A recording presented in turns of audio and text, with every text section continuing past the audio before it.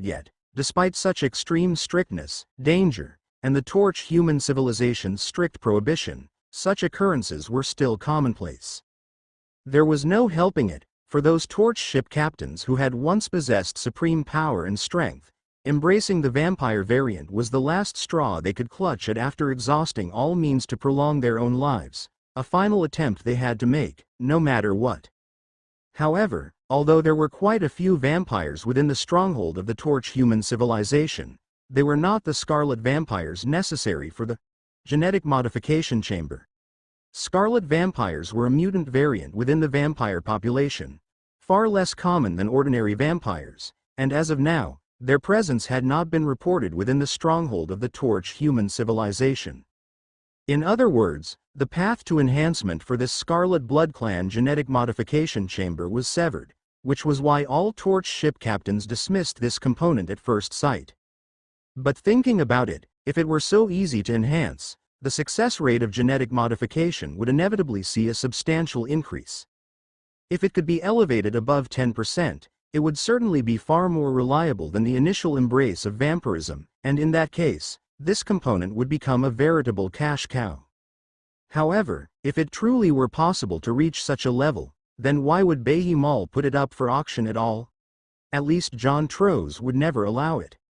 As for the other two items besides the Scarlet Blood Clan genetic modification chamber, they were quite satisfactory. Whether it was the medical cabin, a special component, or the bloodlight protective layer, a type of energy shield, both were highly favored by torch ship captains. After a burst of clamor, the auction for the purple relic officially began. However, those bidding were primarily the big shots in the 10 private boxes above, opening with offers of second rank or third rank floating land origin, or other onboard components of the same quality. Song Kai and other zero rank or first rank torch ship captains didn't stand a chance to bid. Following a fierce competition, the ancestral blood was eventually taken by a second rank torch ship captain for a purple main cannon of the same quality and an additional 100 strands of second rank floating land origin. With that, the trade conference officially ended. Song Kai quickly controlled the Fire Peony soldier figurine to hurry to the backstage of the auction venue. After paying 600 zero-rank void crystals plus 100 first-rank void crystals plus 2060 strands of zero-rank floating land origin, he successfully obtained 200 tons of mercury crystals plus abnormal status purifier. Upon exiting the Tianhe auction venue, Song Kai had originally intended to browse through various shops to see if he could find a white or higher quality engine component. However, midway, he sensed some discreet surveillance. Upon discovering this, Song Kai immediately tensed up, his mind racing to the Troze family. Seeing this, he naturally preferred not to linger any longer in Behemoth. Behemoth, first floor. Song Kai moved swiftly towards the mall's main entrance, with more than 5 pursuers, detectable by him, trailing behind. Once certain he was being followed, Song Kai carefully scanned his surroundings out of the corner of his eye, seeking the best opportunity to enter Zhu Tian Ruins Market. To vanish into thin air under the public gaze was too astonishing. Such disclosure would inevitably catch the attention of many. Therefore, unless absolutely necessary, he was reluctant to do so. At the entrance of the mall, several diligent security guards were patrolling. Seizing the opportunity, Song Kai approached them directly.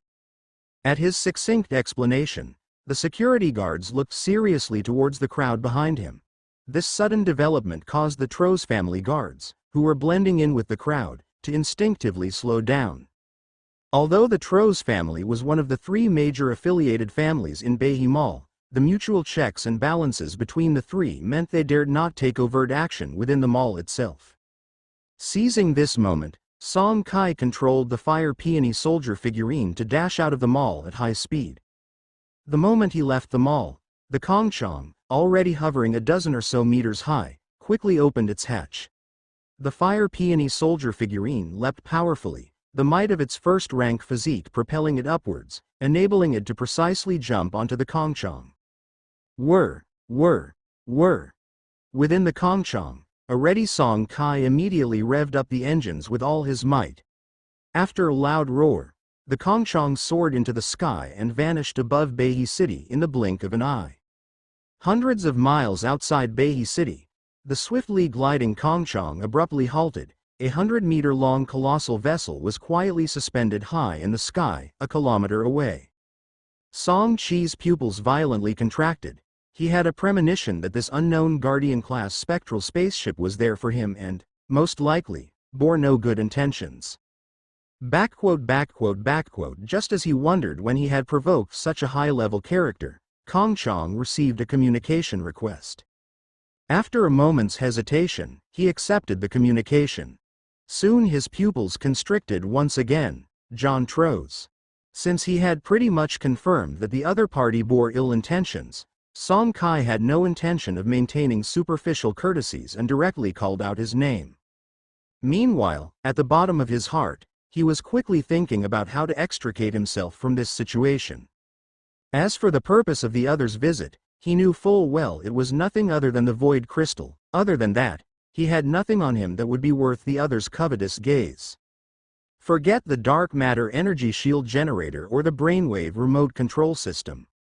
He had never revealed these two components from start to finish. As for the mercury crystal and the abnormal status purifier, if the other party had wanted them, he would never have been able to successfully get them at the previous auction. Do you need the void crystal? On the projection screen, the elder raised an eyebrow, a hint of surprise flashing across his face. Clever, but not quite there, kid. In addition to all the void crystals on you, tell this old man about the origin of these void crystals, then you can leave on your own. Song Chi's mouth twitched, and even with the cover of the white mask, John Troz still caught the sneer that flashed in Song Chi's eyes. His expression immediately darkened, as a coldness emerged on his face. But before he could speak, Song Kai went on the offensive. Showing your true colors now, and you still think you're going to let me leave alive? If you're going to act, at least make it convincing.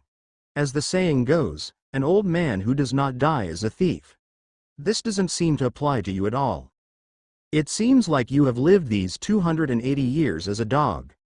As soon as these words were out, John Troz no longer hid the murderous intent in his eyes. Originally, he had planned to get the void crystals, learn their origin and then leave the young man in front of him a whole corpse, but now he had changed his mind. He wanted to use the most cruel tortures to torment Song Kai, to make the young man in front of him beg for life without hope, beg for death without release.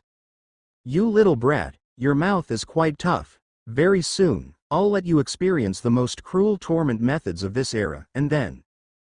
Before he could finish his threatening words, the sudden movement from Song Kai made John Troz instinctively frown.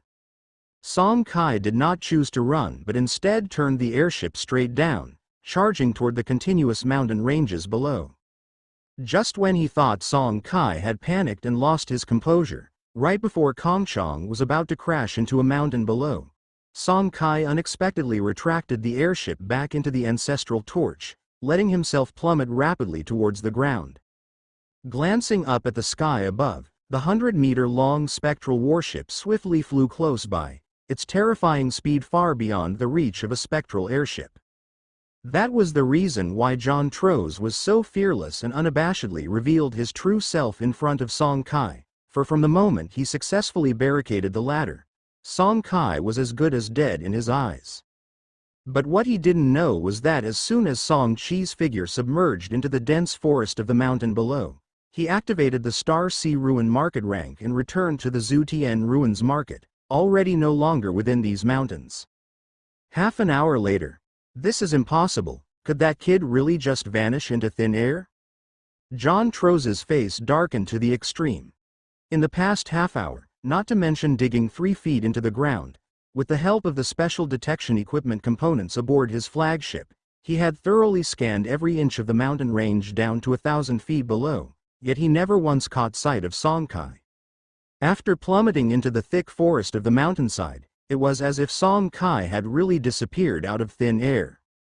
Could it be a warp device? No, that's not right. The kid retracted his spectral airship, or was it some kind of special ship-borne component for individual instant transportation? Song Kai naturally had no knowledge of John Troz's puzzles, but what he could be sure of was that the other party was bound to be frustrated.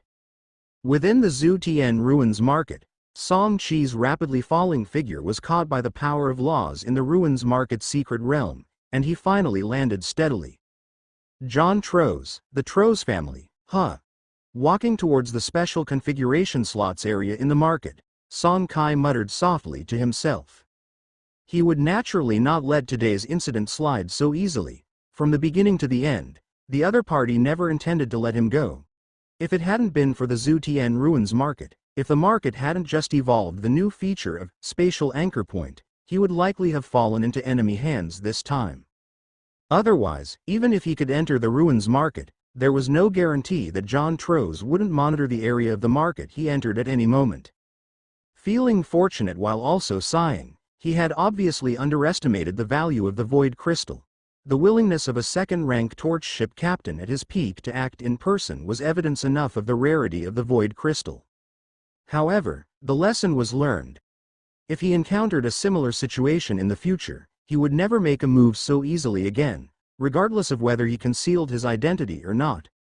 Perhaps entrusting it to his family or asking his old man for help was the right choice, even if it meant clearly signaling to his parents that he had a secret. It was better than losing his life.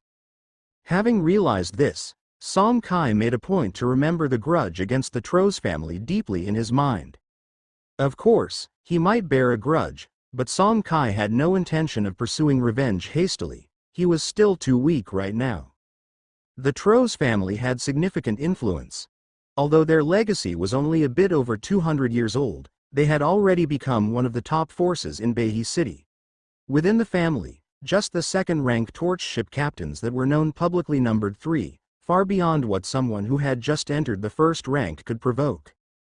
However, for Song Kai, who now possessed the Zutian Ruins Market, the last thing he feared was a war of attrition, because his resource acquisition speed was far beyond that of ordinary people, and the rate of promotion for his warships under his command was likewise. Without further ado, he walked to the Ruins Market's special configuration area and installed the abnormal status purifier component he held. Subsequently, a circle of colorless, soft light quickly emerged from the purifier component and slowly enveloped the entire Ruins Market space. At the same time, Song Kai turned his gaze to the Ruins Market attributes panel. As expected, with the activation of the abnormal status purifier, the negative status category on the Ruins Market attributes panel had indeed quietly disappeared. With this, Song Kai finally relaxed completely, as the demon mark had been making him feel uneasy for the past few days. He always felt like the moment he left the Ruins Market, the void demons would immediately track him down, preventing him from daring to stay outside for long. Even his participation in the Tianhe auction felt like walking on a tightrope. Now that he had completely eliminated the demon mark, he could finally breathe a sigh of relief. Having dealt with the demon mark and not in a rush to leave, he looked contemplatively at the abnormal status purifier in the special configuration slot. He pondered whether to keep the abnormal status purifier within the Ruins Market or to install it on Kang Chong. After a brief consideration and weighing the pros and cons, he took the abnormal status purifier out of the configuration slot, eventually deciding that installing it on Kang Chong was the better option. According to him, the Ruins Market being targeted by a demon mark was purely accidental. If it had not been for the intense light emitted by the market's advancement, it would not have attracted the void demon. In the future, all he needed to do was to acquire a special configuration that could conceal the glow before the next advancement of the Ruins Market to easily resolve this issue. There was no need to keep the blue component that was the abnormal status purifier permanently equipped within the Ruins Market. To the contrary, Kang Chong was destined for frequent exploration in the alien star domain, inevitably dealing with all sorts of alien race civilizations. Conflicts in this regard were unavoidable, and the blue purifier component capable of cleansing various negative statuses such as slowing, binding, and corrosion of the ship's body would undoubtedly prove to be very useful. Therefore, it was clear that the cost-effectiveness of equipping this component was much higher on Kang Chong. In the center of Zhongyuan City, Song Kai quickly changed his identity and swiftly sold the remaining 420 0-rank void crystals and 41st rank void crystals in his possession at the torch market, exchanging them for 420 strands of first-rank floating land origin and 40 strands of second-rank floating land origin. He then used the last of his over 3,000 strands of 0-rank floating land origin to buy an ordinary white shipborne engine, and left the market as quickly as possible. At Zutian Ruins Market, Song Kai took stock of his remaining funds.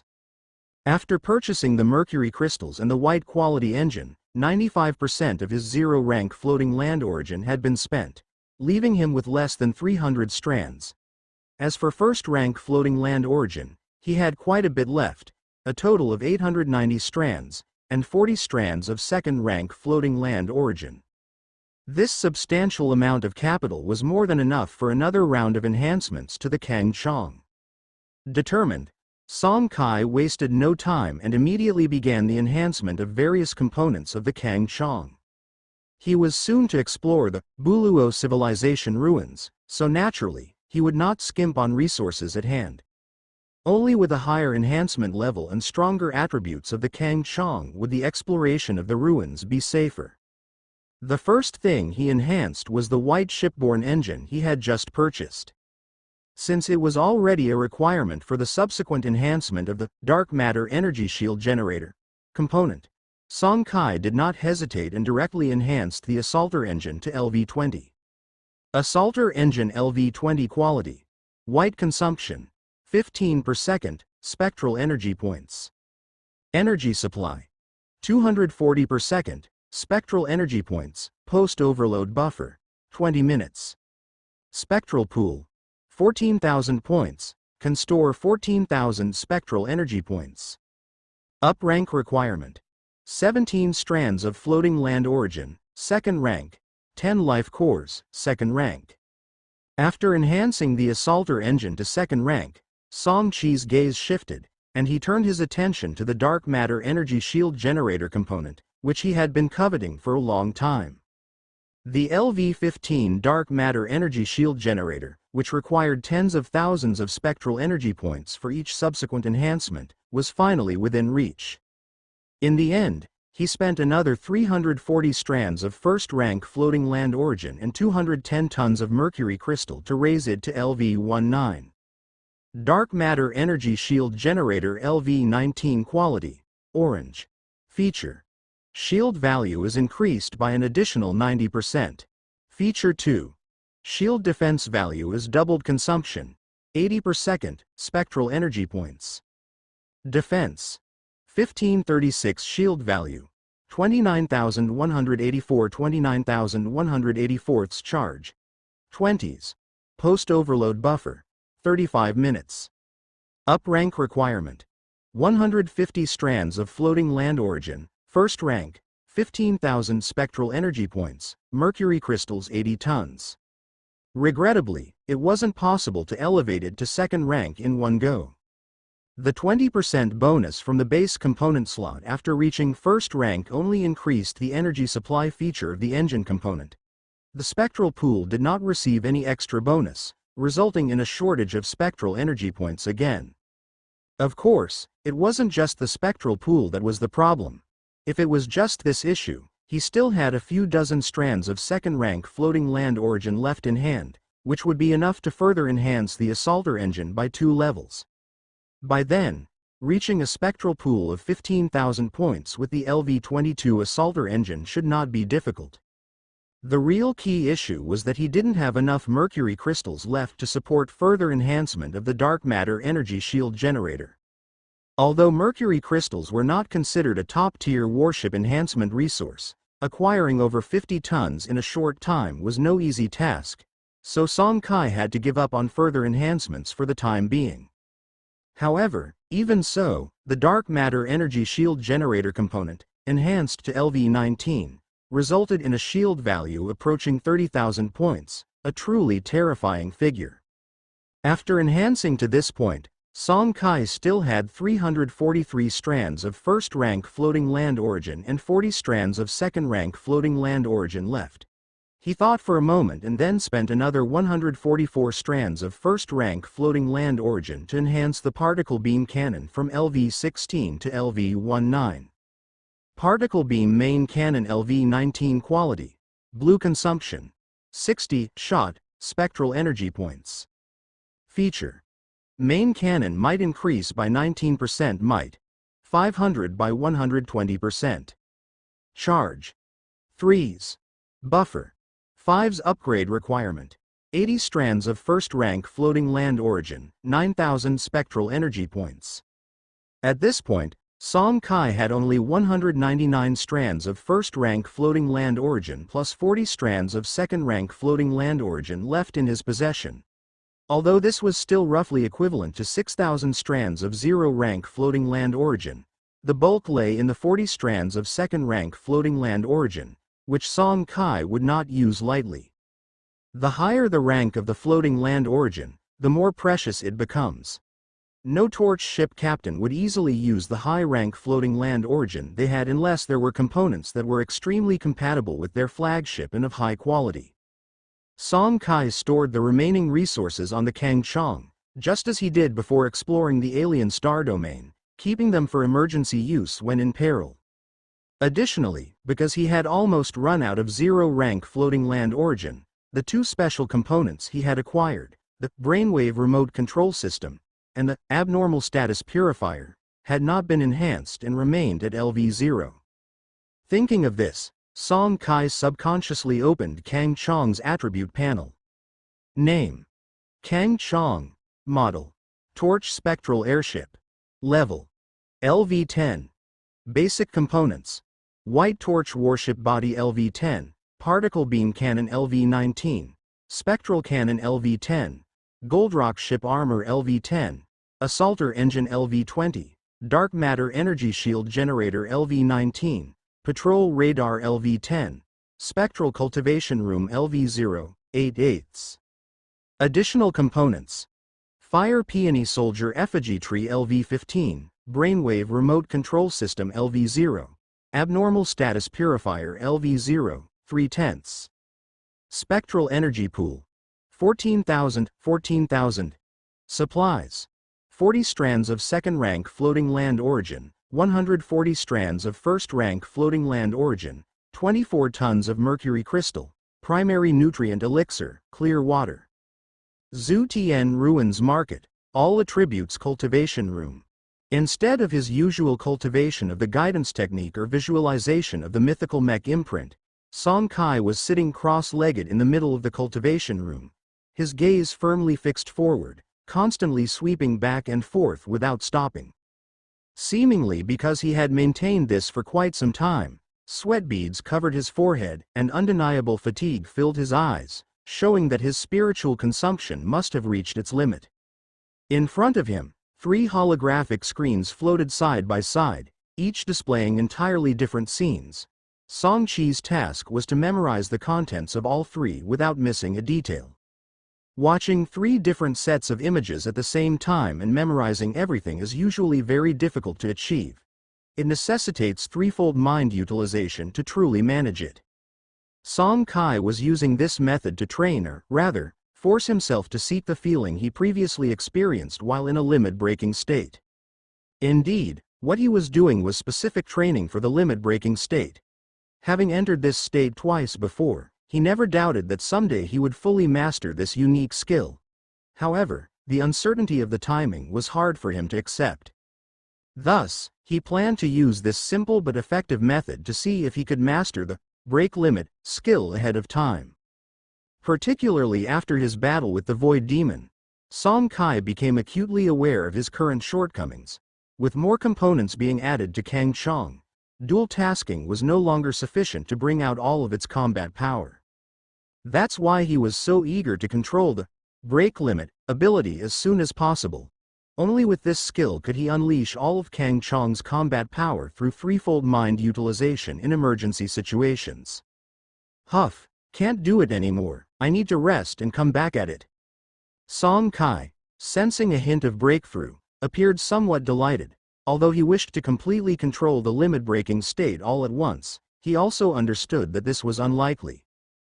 From the time he cleared that demon mark in the ruin market until now, this targeted training had been going on for nearly half a month. If the limit-breaking state were so easy to control, it wouldn't have dragged on for so long. With a shift in thought, he disappeared from the market.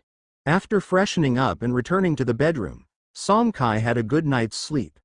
The next day, once his spirit was fully restored, the training resumed. 5 days later, with less than 3 days until the action he scheduled with Shen Qing, Song Kai was still continuing his training. However, just as his eyes were rapidly scanning the 3 holographic screens in front of him, a profound feeling surged up within him, followed by a sudden sense of lucidity in his mind. What had been a struggle to keep up with the images on the screens now seemed effortless. It was as though there were a separate pair of eyes for each screen, meticulously recording every bit of the images playing on the screens. Threefold mind utilization, limit-breaking state, ha ha ha, I've finally entered the limit-breaking state again. Surprised and overjoyed, Song Kai quickly came to his senses and pushed aside all other thoughts to carefully scrutinize and experience the state his body was in at that moment. Prior to this, his 2 break limit experiences had occurred under extremely dangerous circumstances when he had no chance to truly experience and comprehend the state. Now, however, the situation was different. There was nobody or nothing to disturb him, allowing him to safely ponder. He did not know how much time had passed when Song Kai once again opened his eyes. Though deep fatigue filled his eyes, it could not conceal the persistent joy that lingered. He had already exited the limit-breaking state, but his intuition told him that he had completely mastered this unique skill. From now on, whenever he wished, he could re-enter the limit-breaking state at will, rather than relying purely on luck as before. Of course, that was not possible at the moment. The last break limit had just ended, and his spirit was utterly exhausted. To forcibly activate the limit-breaking state again would bring an enormous burden, perhaps even harm, to his spirit. Naturally, Song Kai would not do such a foolish thing. In the interstellar era, time passes exceedingly fast. In the blink of an eye, several days had flown by. That day, Song Kai did not continue to immerse himself in the ruins market. Not only had his day and night absence already caused dissatisfaction from the respected elders Song Chao and Chen Lixia, but also because today was the day he had agreed to meet with Shen Qing. 2.5 months ago, they had made an arrangement to deploy their spectral shuttles into the alien star domain together, to jointly explore the Buluo civilization ruins. Son, if Mom remembers correctly, today should be the day your shuttle's buffer phase after deployment is completed, right? Let's eat, and then I'll take you to the outskirts of the city, Chen Lixia said, eyeing Song Kai, who was browsing the news about the White Tower in the living room, pride and a hint of worry evident in her gaze. Without even realizing it, her son was about to carry out his 4th deployment into the alien star domain. For all torch ship captains, each deployment was a gamble, and the thought of her son soon wagering on another round of life made her worry as a mother. Ignoring his mother's words, Song Chi's gaze remained fixated on the quantum TV in front of him, which at that moment was broadcasting a piece of news. According to a person in charge at the Beihai City Beihai Mall, Mr. He, who entrusted items for auction at the mall over 20 days ago, has now been confirmed dead. The wreckage of his flagship, Ironclad, was found in a wasteland thousands of kilometers from Beihai City. The item Mr. He consigned for auction at the Beihai auction over 20 days ago was a blue special warship component called the Abnormal Status Purifier. The Torch Bureau in Beihai has now confirmed the incident was criminal, not an accident. Song Chi's eyes narrowed at this news. The person mentioned was the very owner from whom he had traded the Abnormal Status Purifier, and his inexplicable death immediately brought John Troz to Song Chi's mind.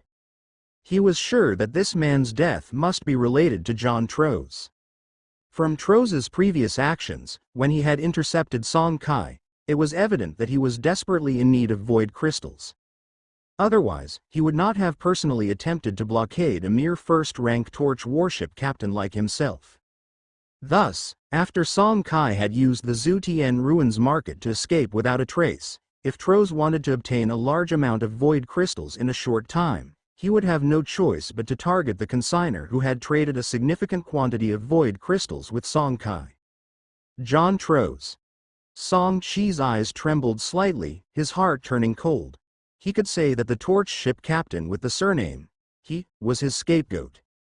For a moment, Song Kai was filled with mixed emotions. It wasn't that he was burning with righteous indignation for the he surnamed torch ship captain. Although he did feel a trace of guilt, that was all. As someone who had a mental age of over 60 years, he was no saint. In this era of the vast starry sea, the death of a person has never been a big deal, not even for a torch warship captain. Let alone the entire torch human civilization, even just the Chengxing Principality on the frontier of torch civilization, with its territories that span several star domains and a diameter of thousands of light years. Amidst this vast expanse of the starry sea, covering thousands of light years, were there not hundreds of life-floating lands? The number of citizens born within them is counted in the hundreds of billions. With such a massive population, countless people die every day, and torch warship captains are no different. Song Kai was merely somewhat apprehensive. After all, it had always been him whom John Tro's was targeting, and the he surnamed captain's fate was purely down to misfortune. Naturally, Song Kai would not pay it too much mind. Lost in thought, the familiar roar of his mother, the lioness from the east of the river, came from behind him. Song Kai, did you hear what I said? Not even a peep. Do you find your mom annoying? Coming back to his senses, Song Kai quickly interrupted his increasingly exaggerated mother. Miss Chen Lixia, I officially inform you that your son's warship has successfully advanced into a spectral airship. From now on, there's no need to go to the outer city long-range Starry Sea deployment pad any longer. At these words, silence fell upon the house, not just on Chen Lixia, but also Song Chao in the study walked over at once. Advancing from a spectral shuttle to a spectral airship after only 3 star domain explorations might not be extremely rare in the ever-dazzling torch civilization, but it was certainly a remarkably quick pace. According to the official data released by the torch human civilization, the time required for all successful spectral airship advancements varied from one torch warship to another. Among those who have successfully advanced after 5 to 9 explorations of the alien star domain, the proportion is 15%. Those who have successfully advanced after 10 to 20 explorations of the alien star domain account for 70%. And those who only advanced after 21 explorations of the alien star domain make up 10%. However, those who had successfully advanced in the first 4 explorations only account for about 5%. That is to say, if Song Kai were not lying, it means his advancement speed at 0 rank surpassed 95% of his peers among the torch human civilization's torch ship captains. Observing the serious expression on their son's face, Song Chao and Chen Lixia exchanged glances. Even though they were very much aware of their son's character, this was no small matter, so the couple still brought Song Kai to their community's exclusive torch warship dock. It was not until they saw with their own eyes Song Kai summoning the nearly 20-meter-long Kang Chong that they were completely reassured. After returning home, although Song Chao and Chen Lixia did not say much, the fleeting smiles that they could not hide in the depths of their eyes said it all, as Song Kai had brought them far too many surprises recently. First, it was pearls that had been cultivated for hundreds of years, then the mermaid's tears that were handed over to Chen Lixia, and now it was a direct promotion to a spectral airship after just 3 explorations. All of this was not something a typical torch ship captain could achieve, and it amply demonstrated their son's abilities. Of course, they also did not ask too many questions. In the afternoon, after lunch, Song Kai received a communication from Shen Qing. Dad, Mom, I had made plans with Shen Qing to explore together. I'm heading out now, he said. Before he left, Song Chao and Chen Lixia reminded him, emphasizing that the more people who explore the alien star domain together, the higher the risk, and told him to be extra cautious. Of course, Song Kai was well aware of this, but this time was different. Shen Qing had an alien star domain guide marker, meaning that their deployment was targeted rather than random, so the risk would not change, and furthermore, Shen Qing had already explored the Buluo civilization ruins once before, so the danger should not be too great. In the starry sky directly above Zhongyuan City, Song Kai and Shen Qing successfully met up. When Shen Qing saw Song Qi's Kang Chong, a look of surprise flashed in his eyes, followed by an air of inevitability. Even though Song Kai had only awakened 3 months ago, he did, after all, have Song Chao, a second-rank torch ship captain, as his father, so a bias in resources was inevitable. Moreover, Shen Qing was somewhat prepared for this. Otherwise, he would not have taken the initiative to invite Song Kai, who had just awakened more than 2 months ago, given that the combat power of a newly awakened spectral shuttle is very limited. In the communication projection screen, Song Kai caught the changes in Shen Qing's expression and could roughly guess what he was thinking. However, he did not offer an explanation. On the contrary, he hoped everyone would think this way, attributing everything to his father. This was not only logical but also meant he did not have to worry about the exposure of the Zutian ruins market. It was the best of both worlds. After meeting up, the two set off toward the desolate starry space. The spectral airship's autonomous deployment was quite noisy, so they usually headed to a deserted area to initiate the deployment. However, before starting the deployment, there was a very important operation. Shen Qing's Qingfeng rapidly emitted a streak of blue brilliance. This light strip was not a straight beam of light but a rope-like strip that could twist and knot itself. This light strip stretched out from Qingfeng and swiftly headed toward Song Qi's Kangchong. After extending and winding for more than 10 seconds, it successfully connected the Qingfeng and Kangchong, two spectral airships, together. This type of light strip is emitted by a special warship-mounted component called the Warship Interlock Device, which can connect 2 or even multiple torch warships, allowing multiple ships initiating deployment to arrive in the same area. However, the price, as Song Chao and Chen Lixia had mentioned, is that the danger of exploring the alien star domain in this joint manner is very high, although with Shen Qing's star domain guide marker, this would not be an issue this time. Aboard the Kang Chong, Song Kai asked Shen Qing on the projection screen. Big Qing, how long is the cooldown time for your star domain guide marker component? If we still can't finish exploring this time, can we place a second marker? Shen Qing quickly shook his head. My component is only of blue quality. It needs a buffer of 3 years after each activation, and this is after enhancing it to LV-19. When I first got it, the buffer time was even longer, a full 5 years, he said. Hearing the buffering time of a full 3 years, Song Kai couldn't help but be astonished. Components like this one, capable of actively marking a certain star domain with an interstellar beacon for subsequent exploration, were extremely rare. He hadn't found any relevant information on the Torch network, which sparked his curiosity. And indeed, he found that while such components were handy, their cooldown times were unimaginably long. They could only be used once every 3 years, and, despite the beacon being able to last 6 months once set, it could only be activated once. Whenever it was, the beacon would disperse after use. That is to say, each beacon not only demanded a buffer time of 3 years but also allowed for the exploration of a star domain at most twice, which was essentially the difference between 24 and 48 hours. The restrictions were particularly severe. Thinking of this, Song Qi's gaze flickered uncertainly as he thought of the feature of the spatial anchor point in the Zutian ruins market.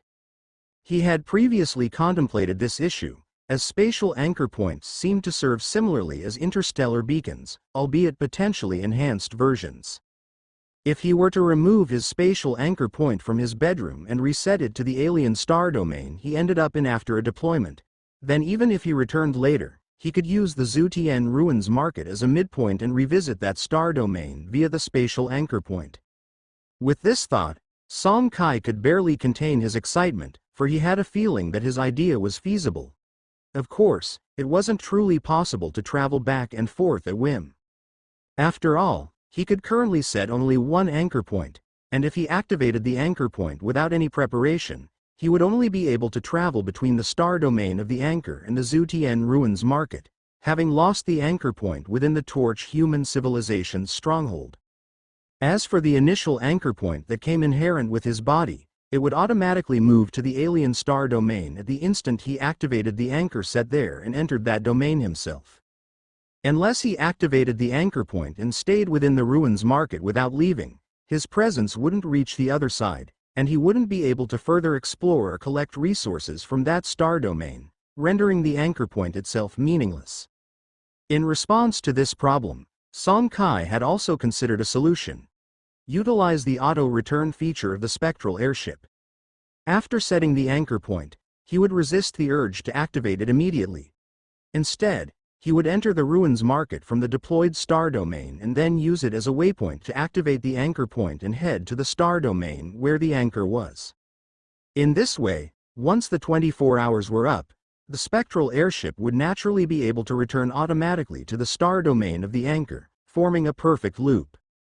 However, the chance of success for this method was just very high, it wasn't guaranteed, and further personal experimentation was needed to see if it truly worked. Lost in thought, a faint sensation of weightlessness hit him, growing stronger as time passed. Feeling the familiar prelude to an alien domain deployment, Song Kai quickly refocused, concentrating entirely and putting aside all distractions. As the sense of weightlessness peaked, he was immediately followed by a spell of dizziness.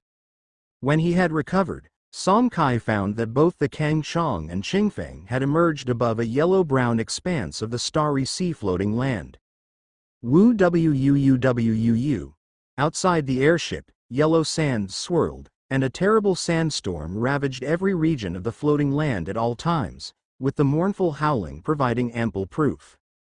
Little Kai, quickly activate the energy shield. This floating land has long been eroded by yellow sand. The sandstorms here can easily damage the hull. Shen Qing's voice rapidly came through the airship's short-range communication. There was no need for Shen Qing's reminder, as Song Kai activated the energy shield faster than anyone else. However, the spectral airship's energy shield ultimately wasn't instantaneous. The 20-second charging time was something that couldn't be changed. It was during the dark matter energy shield generator's charging period that two sandstorms, each with a diameter of several tens of meters, bore down on the two spectral airships from both the left and the right. Given their speed of approach, it was clear that there was bound to be a collision with both airships before they could successfully activate their energy shields. Woo woo woo. Outside the hull of the ship, the sharp and urgent wailing sound echoed continuously, and the Kang Chong underfoot was shaking violently. Even though the two sandstorms hadn't fully closed in yet, the huge hurricanes they brought with them already had a significant impact on both spectral airships. The energy level of the hurricanes generated by these two sandstorms must be at the peak of the first rank. No sooner had he come to this conclusion than Shen Qing's voice came through on the communication projection again. Little Kai, don't take this lightly. These are only the weakest kind of sandstorms. This starry sea floating land is riddled with countless storm eyes, and I once encountered a superstorm over a kilometer in diameter. Even from 10,000 meters away, the Qingfeng nearly failed to escape its storm field. Remember, never get trapped in a sandstorm over 100 meters in diameter. A storm eye of that size is enough to tear apart our energy shields and armor layers. Song Kai felt somewhat solemn. Before departing, Shen Qing had also talked to him about the situation of this abandoned floating land, and he already knew about the terrifying natural disasters such as the sandstorms, but kilometer-wide storm eyes were a frightening thought. The mere tens of meters wide storms in front of them were already daunting enough. How much more terrifying would it be to encounter ones over 100 meters, let alone kilometer-scale sandstorms? The embedded lock light beams enwrapping the two spectral airships were urgently withdrawn, and the engines of both the Kang Chong and Qingfeng were engaged at full power almost simultaneously. With the thrust, it was easy for the two airships to break free from the gravitational pull of the two sandstorms since they were still in the periphery of the storms where the pull wasn't too strong. By the time Kang Chong and Qingfeng reached a relatively safe position, the energy shields of both ships were also fully activated. Unlike the deep black energy barrier that enveloped Kang Chong, a white shield unfolded over the surface of Shen Qing's Qingfeng. With a cursory glance, Song Kai had a rough guess. The energy shield equipped on the Qingfeng was most likely a white quality component, which was quite a standard configuration for a spectral airship at the Torch warship level. Song Kai was not surprised. After all, counting the interstellar beacon and the Torch warship's locking device, Shen Qing's Qingfeng had at least 2 blue quality components. This was exceedingly rare for a spectral airship that had advanced to the first rank in less than a year. On the other hand, Shen Qing was quite astonished. It was one thing for Song Kai to have ascended to the first rank after just 3 explorations of the alien star domain, but the energy shield unfolding on the surface of Kang Chong appeared to be quite strong. He felt he had underestimated his lifelong friend. He could tell that the dark matter energy shield was something special, at least at the blue level. "Little Kai, is this a blue quality energy shield?" Hearing this inquiry, Song Kai did not respond, neither confirming nor denying. In Shen Qing's eyes, this was an implicit affirmation. For a moment, he felt somewhat sentimental, thinking that having a second-rank father really made a difference. Although he also had the support of his elders, the extent of it was far less significant. However, he only felt sentimental for a brief moment and didn't take it too seriously. He was well aware that Shen Wenji was ultimately his uncle, who supported him to a certain extent and had found a way to get him a position at the Torch Bureau under Zhang Yuan, which was already a great deal of consideration. After all, his father was just an ordinary man who hadn't awakened the seed of Torch, and Shen Wenji hadn't looked down on him for that. He had been well cared for over the years, which was a great kindness in and of itself. With their thoughts in check, both of them controlled their spectral airships and started to move cautiously towards the location of the ruins. According to Shen Qing, the area surrounding the ruins was a region of dense sandstorms, with storms over 100 meters in diameter common. For that reason, he had not dared to set the beacon's drop point near there but had instead opted for the relatively safe location they were at now. Along the way, neither dared to let their airships accelerate too fast. Otherwise, they could inadvertently enter the gravitational fields of the 100-meter-wide sandstorms. If that happened, escaping would consume a lot of time, which would be much more costly than steadily proceeding forward and saving time. Inside the cockpit of Kang Chong, Song Kai carefully piloted the ship forward, glancing occasionally with the corner of his eye at the indescribable floating land below. Although he had listened to his teachers describe various floating lands in past courses, this was his first time actually seeing one in person. Gazing upon the endless sand sea, the swirling sand and storms, it was hard for him to imagine how a piece of the starry sea floating land could have become like this. Given that the Buluo civilization's ruins were located on this floating land, it was highly indicative that the land hadn't always looked like this. Even if it were not a life-supporting floating land, it must at least have been a resource type 1. Otherwise, the Buluo civilization would not have invested the effort to leave their mark here. But then again, if the floating land beneath us is, as he suspected, an ancient resource or even life-bearing floating land, what could have turned it into the scarred wasteland it is now? A natural disaster. Song Kai thought it unlikely, as the natural disasters typical to floating lands did not possess such mighty power. As he was lost in speculation, Shen Qing's voice came through the communication projection. "Little Kai, we're almost there. Look at that giant stone ahead." Hearing this, Song Kai instinctively directed his gaze forward, and then the corner of his mouth twitched. "You call that a giant stone? It's taller than most mountain ranges, you know." Grumbling internally, Song Chi's gaze remained fixed on the massive, square stone that stood at the horizon. Indeed, it was 10,000 meters tall. Based on the distance, the massive square yellow rock at the end of his vision certainly wouldn't be shorter than 10,000 meters in height, which was obviously quite astonishing. Beyond astonishment, Song Kai was mostly puzzled. No matter how he looked at it, he couldn't discern any trace of an ancient civilization on that enormous stone, other than its overly square shape. The semi-intelligent shipboard brain of the Kangchong showed that this thing was 99% likely just an ordinary stone, albeit a super huge one. Seemingly guessing what Song Kai was thinking, Shen Qing laughed. Do you feel like that's just an ordinary rock? Seeing Song Kai nod without hesitation, Shen Qing explained. I thought the same when I first came here. But the reality is completely different from what you think. You'll find out soon. Seeing Shen Qing tease him with a cliffhanger, Song Kai didn't ask further, and the two airships continued their approach towards the giant stone. Suddenly, a terrifying sandstorm over 700 meters in diameter was unleashing its boundless energy a few thousand meters ahead. Seeing this, Song Kai and his companion immediately took a wide berth around it, as the energy fluctuations within the storm's core had reached third rank.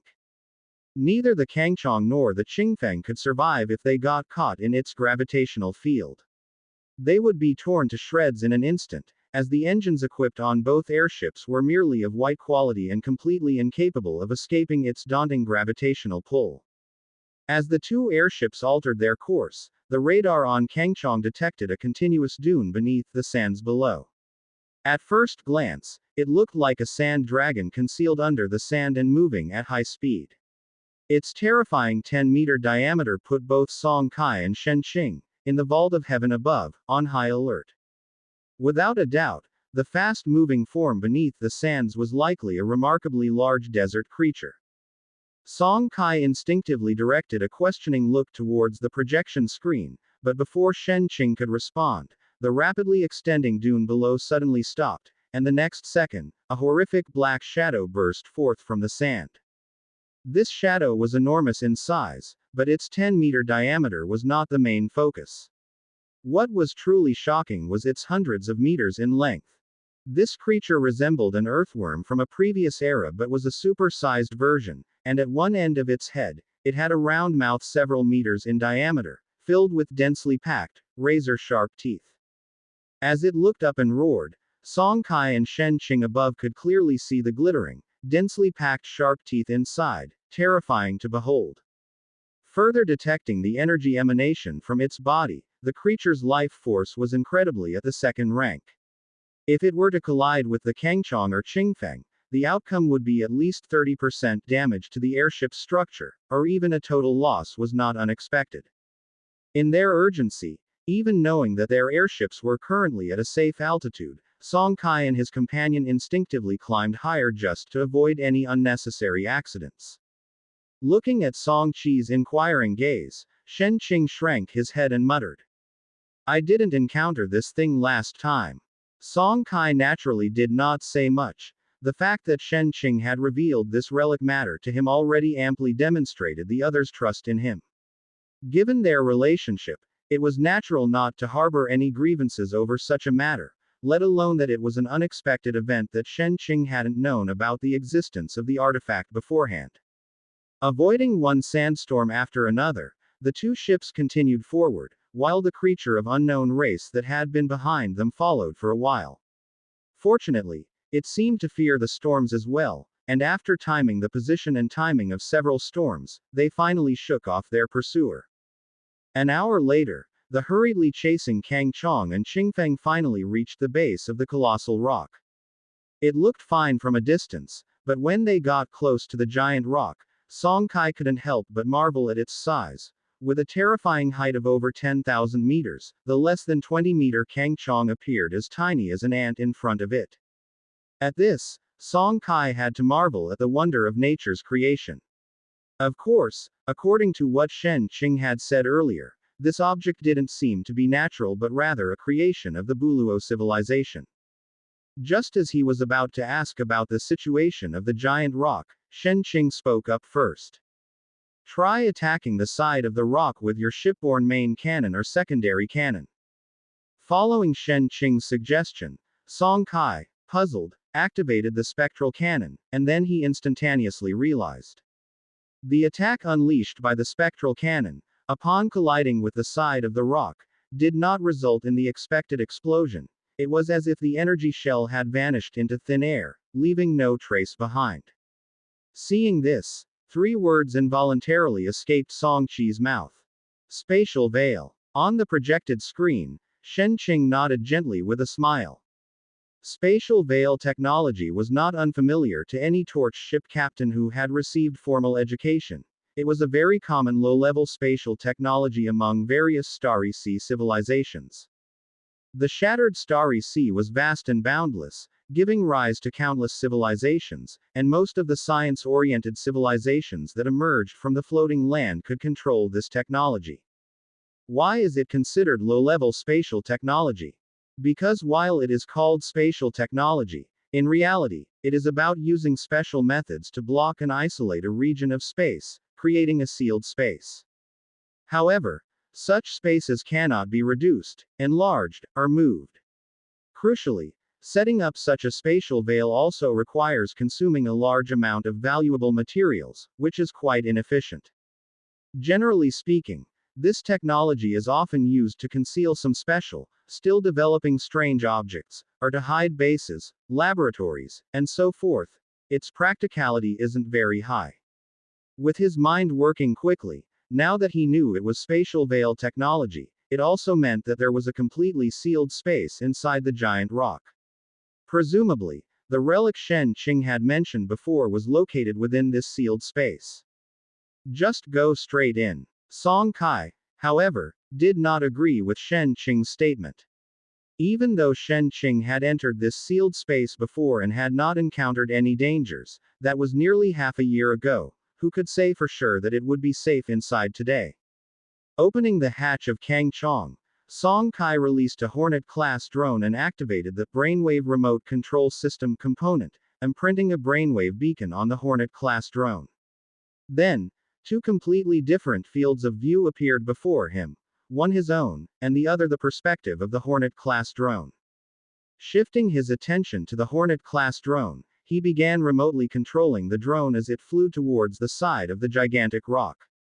Pop! Soon, the rapidly speeding drone entered the spatial veil and completely disappeared from the outside world. At the same time, one of Song Chi's fields of view completely changed, transforming from a sky filled with yellow sand into a silent space that spanned thousands of kilometers in both length and width. The space was vast, but aside from the endless darkness, there was nothing else. Clearly, Song Chi's concerns were somewhat unnecessary. There were no other dangers behind the spatial veil. On board the Qingfeng, Shen-Qing watched the operation with a hint of amusement and couldn't help but chuckle at Song Chi's caution. Of course, his amusement was just a light chuckle because he had no objections to caution itself.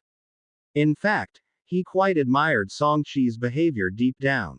Every year, countless torch ship captains die exploring the alien star domain. Life is precious, and no matter how cautious, it's never too much. Hearing the laughter coming from the projection screen, while controlling the drone's return, Song Kai replied. I have a classmate who always took low-key as his personal motto. Guess what my life motto is? Caution. After pondering for a moment, Shen-Qing tentatively spoke this word, thinking that Song Kai would firmly deny it. To his surprise, Song Kai actually nodded seriously and even added a statement. You could also call it prudence.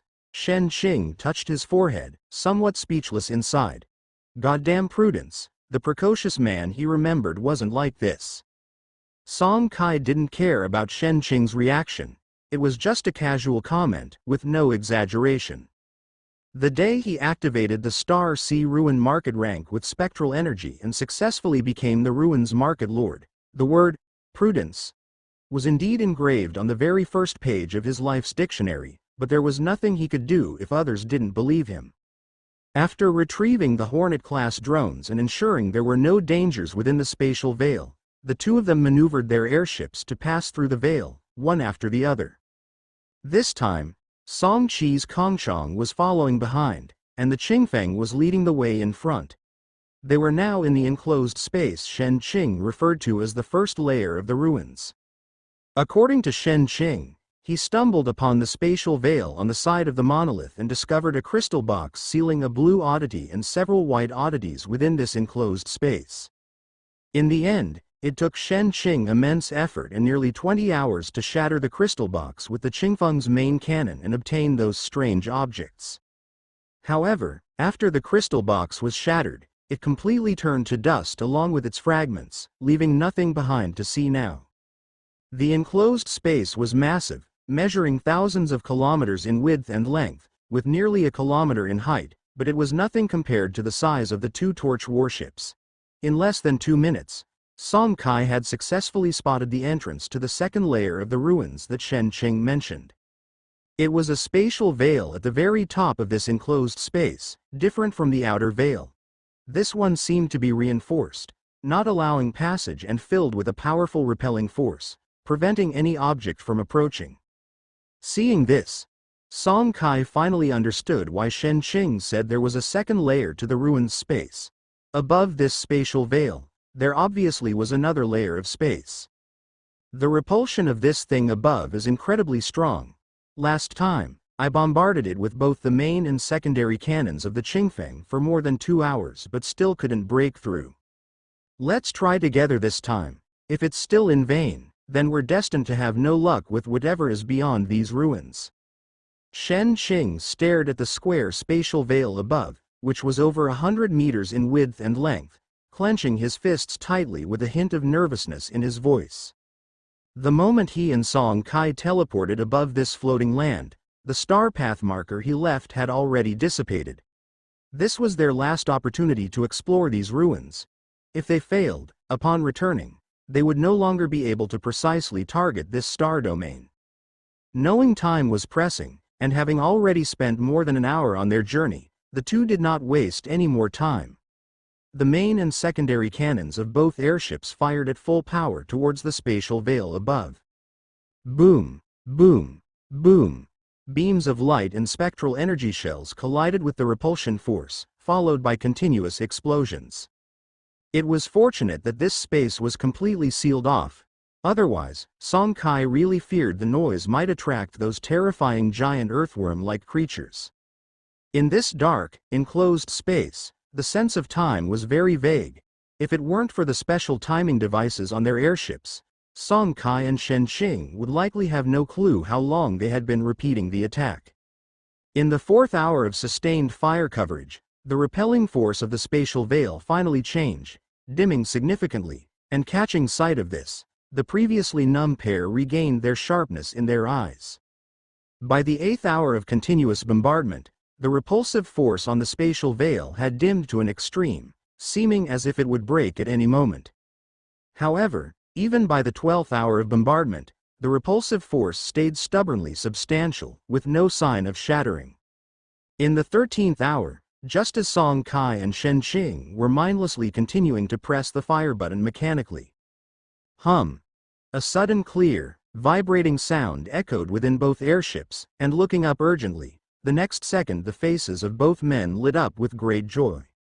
That layer of repulsion surrounding the spatial veil above had become thoroughly dim without notice, allowing the attacks from the airships to pass through without being repelled by the spatial veil, creating ripples before plunging into the unknown space above. Overjoyed, Shen Qing instinctively wanted to drive the Qingfeng toward the spatial veil but was stopped by Song Kai. It was initially just an overly excited subconscious act, but after being stopped and reminded by Song Kai, Shen Qing quickly realized it and, together with Song Kai, opened the airship's hatch to release a drone.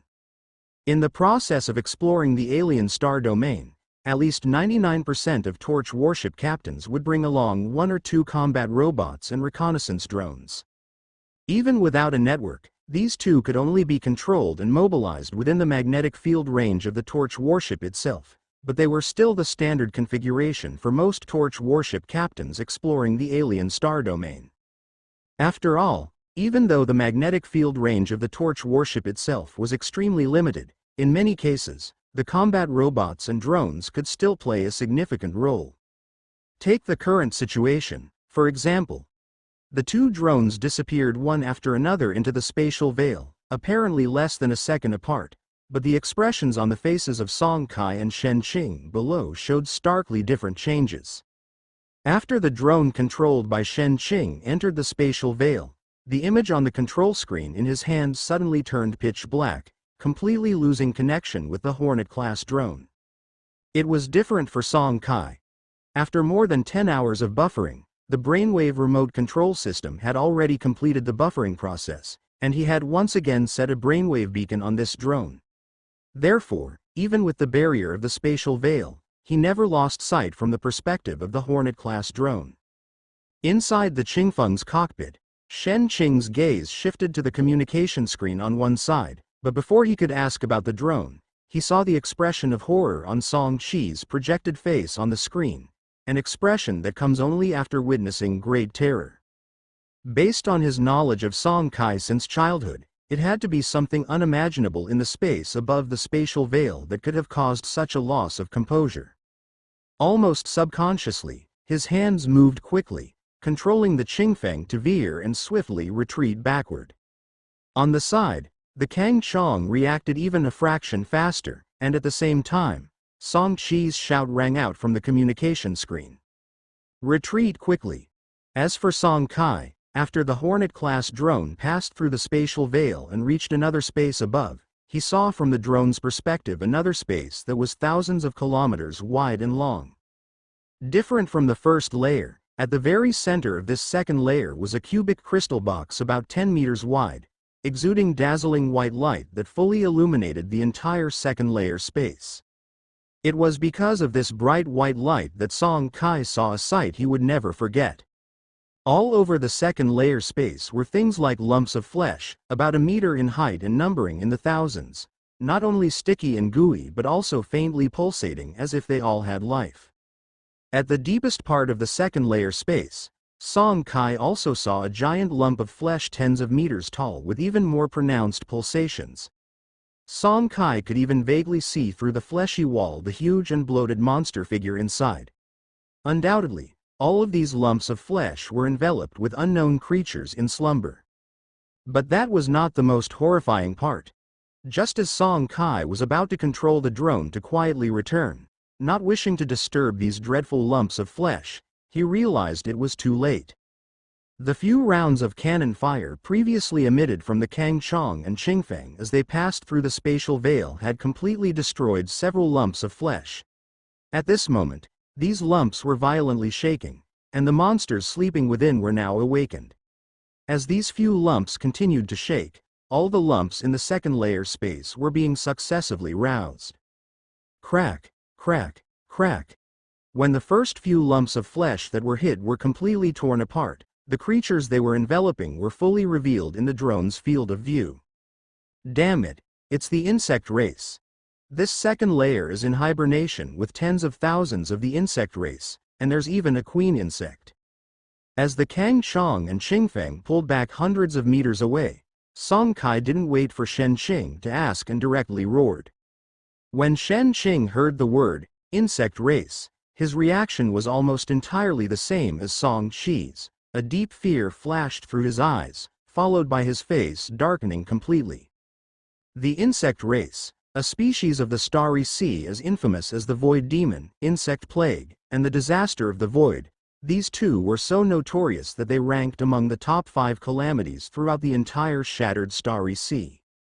At this moment, Song Kai finally understood the full picture. He had been perplexed about one thing. What power could have caused a piece of the starry sea floating land to be so thoroughly devastated, to the point where it was almost entirely barren? It wasn't until now, with the emergence of these insect race members, that the answer almost perfectly clicked into place. Unlike the void demon's bloodlust and thirst for killing, the characteristic of the insect race was devouring anything with energy.